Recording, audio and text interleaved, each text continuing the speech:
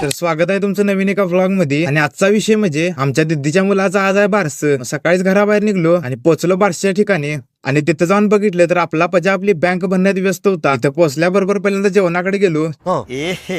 रहा नहीं जाता, तड़प ही ऐसी है ना. आणि जेवणाकडे फेरी मारल्यानंतर समजलं ते म्हणजे पनीर, चपात्या आणि आब्या. आब्याच्या वेळा बसलेला आपण पजा कसं करते बघा.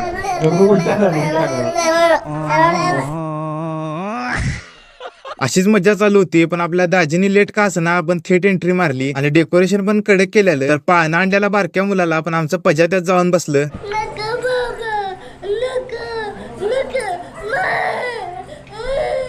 आता पाळण्याला त्याला नारळ लागतोय. मग नारळ वाढवायचा म्हटलं पहिल्यांदा त्याची शिंडी काढायला लागती या.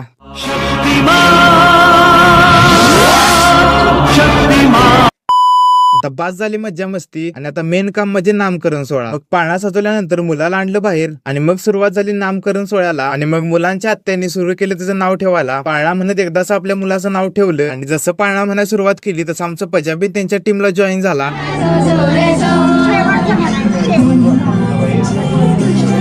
आणि शेवटी जिची आम्ही वाट बघित आहोत ते माझ्या आपल्या बाळाचं नाव काय ठेवत्या. दीदीनं आणि दाजीने नावावरचा पडदा काढला आणि आमच्या दीदीच्या मुलाचं नाव ठेवलं ऋग्वेद. नाव कसं वाटतं ते कमेंट मध्ये सांगा. पाहुण्यांच्या स्वागतासाठी बाहेर मोराची रांगोळी काढलेली पण आमच्या पजान त्या मोराचं वटवागुळ करून टाकलं. व्लॉग लय मोठा करा नको म्हणून व्लॉग कसा वाटलं ते कमेंट मध्ये सांगा. आणि तसंच व्हिडिओला लाईक करा, शेअर करा आणि जाता जाता तुमच्या भावाला फॉलो करून जावा.